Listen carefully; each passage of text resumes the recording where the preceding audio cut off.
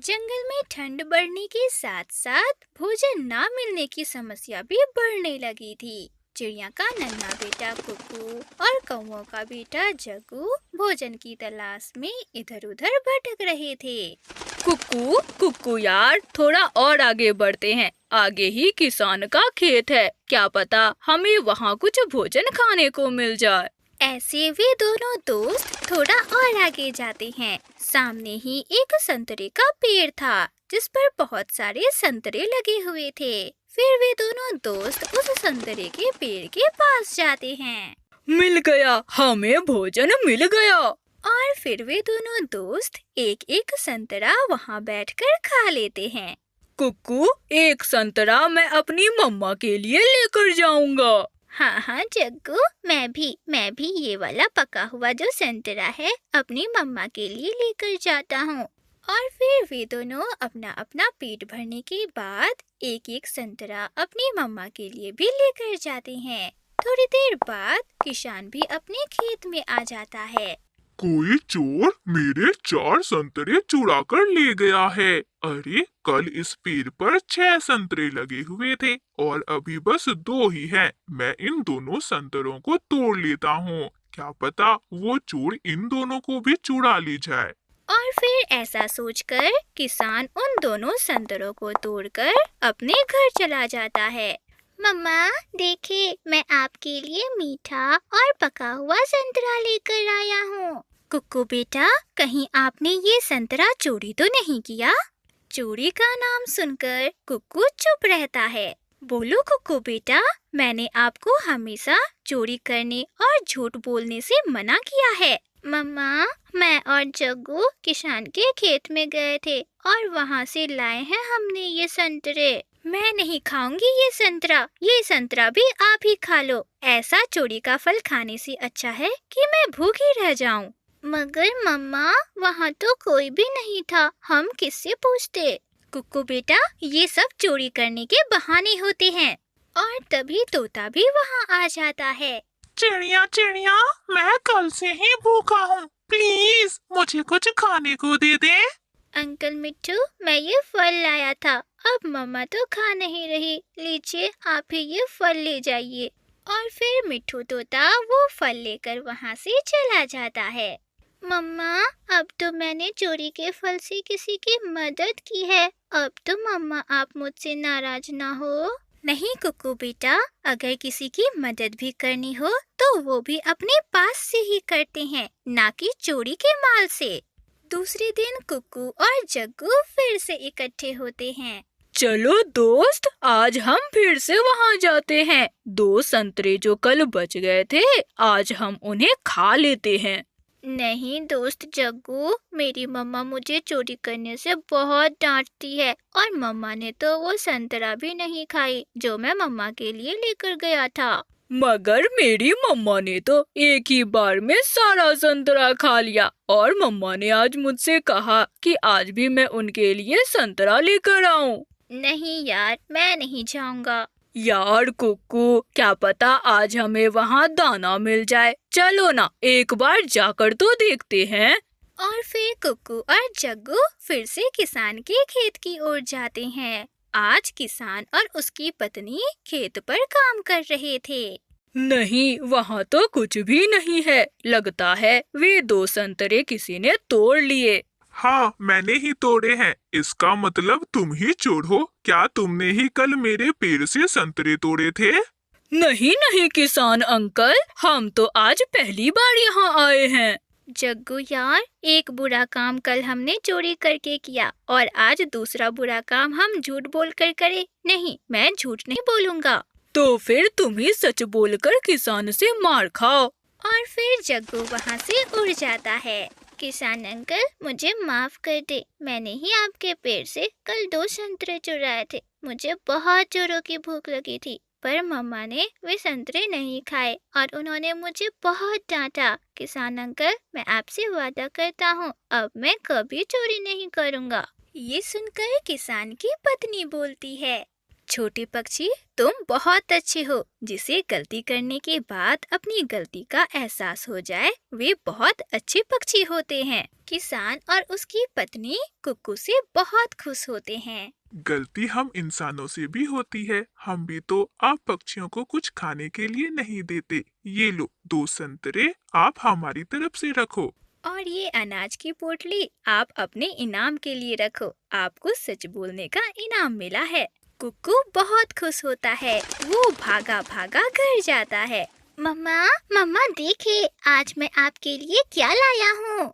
फिर से तुम मेरे लिए संतरे लेकर आए हो। मैंने कल तुमसे मना भी किया था। और फिर कुक्कू अपनी मम्मा को सारी बातें बताता है। मम्मा, आज ये सब कुछ मुझे सच बोलने का इनाम मिला है। किसान और उसकी पत्नी बहुत खुश हुए थे मुझसे। कुक्कू बेटा, देखा, सच्चे और अच्छे पक्षियों को हमेशा ऐसे ही इनाम मिला करते हैं। और सच में मुझे आज संतरा खाने का बहुत मन कर रहा था। और फिर वे दोनों माँ बेटा हंसने लग जाते हैं। प्यारे दोस्तों, इस कहानी से हमें यह सीख मिलती है कि हालात कैसे भी हो, मगर हमें हमेशा सच बोलना चाहिए। दोस्तों, अगर आपको यह कहानी पसंद आई तो इस कहानी को लाइक, अपने दोस्तों के साथ शेयर और हमारे चैनल को सब्सक्राइब करना बिल्कुल ना भूलना। अपने घर में आग जलाने के लिए चिड़िया का पति लकड़ियाँ काट रहा था। वह सुबह से ही लकड़ी की कटाई कर रहा था और सुबह से शाम हो जाती है और अब चिड़िया का पति थक जाता है। झाड़ियों में छुपा दुष्ट कौवा इधर उधर देखता है और जल्दी से झाड़ियों से बाहर निकलता है और पापा चिड़िया का टिफिन खोलकर खाने लगता है। वह जल्दी जल्दी से टिफिन में पड़ा हुआ सारा भोजन खा लेता है और खाकर वहाँ से भाग जाता है। भूख लग गई है, अब मैं अपना खाना खा लेता हूँ। बाकी का काम मैं बाद में करूँगा। और ऐसा सोचकर पापा चिड़िया टिफिन खोलता है। अरे ये क्या, आज फिर से किसी ने मेरा पूरा खाना चुरा लिया। अरे कौन है वो जो मेरे पीछे ही पड़ गया है। रोज रोज मेरा सारा टिफिन खा लेता है। अरे अब आज भी मुझे भूखा ही रहना पड़ेगा।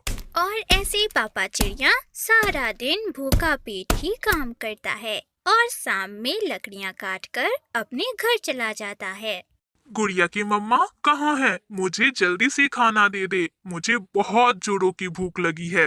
अजी, खाना तैयार है। क्या आज फिर से किसी ने आपका खाना तो नहीं चुरा लिया? हाँ, आज भी मुझे भूखा ही रहना पड़ा। जैसे ही मैंने खाना खाने के लिए अपना टिफिन खोला तो टिफिन खाली था। पापा, जरूर वो चोर आप पर नजर रखता होगा और जैसे ही आप टिफिन से थोड़ी दूर चले जाते होंगे, वो अपना काम कर जाता होगा। गोड़ी में तो झाड़ियों में छुपा हुआ था और जैसे ही उस चिड़िया का पति लकड़ी काटने के लिए इधर उधर गया, मैं झट से उसके टिफिन को खोलकर उसका सारा खाना खा गया। कालू, क्या था आज चिड़िया ने उसके टिफिन में क्या रखा था? एक भुनी हुई मछली। मछली का नाम सुनते ही गोरी के मुंह में तो पानी आ जाता है। फिर तो तुम्हें बहुत मजा आया होगा। कालू, मैं भी जाऊंगी कल तुम्हारे साथ चिड़िया के पति का टिफिन चोरी करने। हाँ चलना, मगर ये काम बहुत ध्यान से करना होता है। अगर पकड़े गए तो मार तो लगेगी ही और ऊपर से रुसवाई अलग होगी। फिर दूसरे दिन गुड़िया के पापा फिर से अपने काम पर जाने की तैयारी करते हैं। ये लीजिए जी आपका टिफिन। आज मैंने टिफिन में आपको खिचड़ी दी है। और हाँ, आप टिफिन पर ध्यान रखिएगा, कहीं ऐसा ना हो कि फिर से वो चोर आए और आपका सारा टिफिन खाकर चला जाए। हाँ गुड़िया की माँ, आज मैं अपना टिफिन अपने पास ही रखूंगा। और फिर टिफिन लेकर गुड़िया के पापा काम करने के लिए चले जाते हैं। वहीं दूसरी तरफ गोरी कौवी और कालू कौवा भी टिफिन चोरी करने के लिए अपने घर से बाहर निकलते हैं। आज मैं इस पेड़ से लकड़ियाँ काटूंगा और हाँ, अपना टिफिन भी मैं अपने पास ही रख लेता हूँ। और फिर वो अपना काम शुरू करता है। आज तो इस चिड़े ने अपना टिफिन अपने पास ही रख लिया है। कल तो वहाँ रखा था इसने अपना टिफिन। कालू कालू प्लीज, कल भी तुमने भुनी हुई मछली खाई थी। तुम ना जाओ उस चिड़े के पास और जाकर उसे अपनी बातों में फंसाओ। मैं ना पीछे से उसकी सारी टिफिन खा जाऊंगी। कालू गोरी कौवी की यह बात मान लेता है और फिर वह दूसरी तरफ से उड़ता हुआ चिड़िया के पति के पास जाता है। क्या तैयारी चल रही है जी? मैं लकड़ियां काट रहा हूँ। थोड़ी ही दिनों में जंगल में बर्फ पड़ने वाली है और ठंड का मौसम भी तो आने वाला है, इसलिए घर में आग जलाने के लिए मैं लकड़ियां इकट्ठा कर रहा हूँ। वैसे कालू, तुम कहाँ से आ रहे हो? अरे यार, अब मैं क्या बताऊं, आज तो मैं बाल बाल बच गया। मैं बैठा हुआ था कि तभी पीछे से एक खूंखार चील ने मुझ पर हमला कर दिया। और फिर कालू कौवा इस तरह अपनी झूठी कहानी सुनाना शुरू कर देता है और पीछे से गोरी कौवी चिड़े का टिफिन उठा लेती है और आहिस्ता आहिस्ता थोड़ी दूर ले जाकर उस टिफिन को खोलती है। खिचड़ी देखकर तो गोरी कौवी की आंखें बल्ब की तरह जलने लगती है और वह झट से जल्दी जल्दी सारी खिचड़ी खा लेती है और खिचड़ी खाने के बाद वह टिफिन को फिर से उसी जगह पर रख देती है जहाँ से उसने टिफिन को उठाया था। कालू, तुम फिर कभी पहाड़ों की तरफ मत जाना, वहाँ बहुत खतरा होता है। अच्छा ठीक है, अब मैं जाता हूँ, मेरा काम हो गया, अब तुम अपना काम करो। और फिर कालू कौवा वहाँ से चला जाता है। गोरी भी थोड़ी दूर एक पेड़ पर बैठी हुई थी। कालू, जब तुमने कहा कि वो चील तुम्हें पकड़ने वाली थी, तभी तो मेरी हंसी ही निकल जाती। बेवकूफ चिड़ा, वो मेरी झूठी कहानी को कैसे सच समझकर सुन रहा था। वैसे घोड़ी, आज टिफिन में था क्या? आज टिफिन में खिचड़ी थी। वो चिड़िया तो बहुत ही मजे की खिचड़ी बनाती हैं। अरे खाकर तो मजा ही आ गया। अच्छा ठीक है, अब तुम घर जाओ और मैं दाना खाकर घर आता हूँ। गोरी घर चली जाती है। अरे ये क्या, मेरा टिफिन आज फिर से खाली है। मगर ये कैसे हो सकता है? आज तो सारा दिन मैंने अपने टिफिन को अपने पास ही रखा था। मुझे तो लगता है ये कोई जादू है।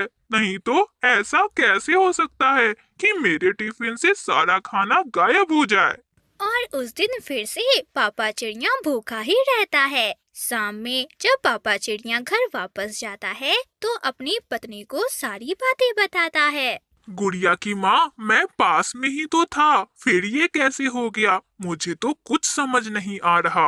अब तो मुझे उस चोर को पकड़ना ही होगा। वो तो हर रोज ही तुम्हारा टिफिन चोरी करने लगा है। पापा, मैं कल आपके साथ जाऊंगी और मैं टिफिन के पास ही कहीं छुप जाऊंगी और जैसे ही वो चोर आपका टिफिन चुराने आएगा, मैं शोर मचाऊंगी। हाँ, और फिर वो चोर पकड़ा भी जाएगा और उसे सजा भी मिलेगी। कालू जी, कल हम कैसे चुराएंगे उस पागल चिड़े का टिफिन? कल की तुम चिंता मत करो, कल मेरी बारी है और मैं अपना काम कर लूँगा। फिर अगले दिन जब मम्मा चिड़िया पापा चिड़े के लिए टिफिन तैयार करती है तो खाने में पेट खराब की दवा की कुछ बूंदें मिला देती है। सुनिए जी, आज आपको टिफिन नहीं खानी है क्योंकि आज मैंने खाने में पेट खराब होने की दवा की कुछ बूंदें मिला दी है ताकि उस चोर को मैं अच्छा सबक सिखा सकूं। अब तो वो चोर पकड़ा जाएगा। तुमने उसे सबक सिखाने की अच्छी योजना बनाई है। पापा, मैं भी देखूंगी कि वो चोर कौन है जो हर रोज मेरे पापा का खाना चोरी करके खा लेता है। और फिर पापा चिड़िया अपना टिफिन लेकर अपने काम पर चले जाते हैं। आज पापा चिड़िया जानबूझकर टिफिन को थोड़ी दूर पर रख देता है और दूसरे पेड़ से लकड़ी काटना शुरू कर देता है। कालू कौवा तो झाड़ियों में बैठा टिफिन को ही देखे जा रहा था। मौका अच्छा है, अभी काम दिखाता हूँ। भूख भी बड़ी जोरों की लगी हुई है। कौवा अभी जाने ही लगता है कि पीछे से गोरी कौवी भी आ जाती है। कालू जी, मुझसे रहा नहीं गया, मैं भी खाऊंगी टिफिन। कालू जी, चलिए ना, हम दोनों मिलकर टिफिन से खाना चोरी करते हैं। और फिर कालू कौवा और गोरी कौवी आहिस्ता आहिस्ता टिफिन के पास जाते हैं और जैसे ही टिफिन खोलकर उसमें हलवे को देखते हैं, दोनों के मुंह में पानी आ जाता है और दोनों उस हलवे पर टूट पड़ते हैं और चंद मिनटों में ही सारे हलवे खाकर खत्म कर देते हैं। कालू, कालू कुछ हो रहा है, मेरे पेट में कुछ हो रहा है। ऐसा कहते हुए गोरी धमाका करती है और साथ ही कालू शोर मचाता है। मेरा पेट, हाय रे मेरा पेट, मुझे बचाओ, मुझे बचाओ, मेरा पेट बहुत दर्द कर रहा है, हाय मुझे कोई बचाओ। शोर सुनकर चिड़ा भी वहाँ आ जाता है। सामने टिफिन खाली पड़ा हुआ था और दोनों कौवे जमीन पर टांगे उठाकर पड़े हुए थे। अच्छा, तो ये तुम दोनों हो जो रोज मेरा टिफिन चुराया करते हो। एक ना एक दिन तो तुम दोनों को पकड़ा ही जाना था ना। हाय मेरा पेट, प्लीज हमें डॉक्टर के पास लेकर जाएं, नहीं तो हम मर जाएंगे। मेरा पेट, हाय मेरा पेट। मम्मा चिड़िया और गुड़िया भी वहाँ आ जाते हैं। साथ में मिट्ठू तोता और कबूतर भी था। अच्छा, तो ये दोनों वो चोर थे, आखिर पकड़े ही गए ना। दोस्तों, दोस्तों प्लीज मुझे बचा लो, मेरे पेट में बहुत दर्द है। चोरी का भोजन खाओगे तो पेट में तो दर्द होगा ही। और खाओ चोरी का भोजन। आज के बाद तुम दोनों कभी चोरी नहीं करोगे। किसी ना किसी तरह वे दोनों भागकर अपने घर पहुंच जाते हैं। गौरी, मुझसे शौचालय जाना नहीं हो पाएगा। अजी, आज के दिन घोंसले को ही शौचालय बना लेते हैं, मेरा भी यही हाल है। और ऐसे चिड़िया अपनी बुद्धि से उन कौवों को अच्छा सबक सिखाती है और उन दोनों कौवों को सभी के सामने शर्मिंदा भी होना पड़ता है। प्यारे दोस्तों, अगर आपको यह कहानी पसंद आई तो इस कहानी को लाइक करना बिल्कुल ना भूलना।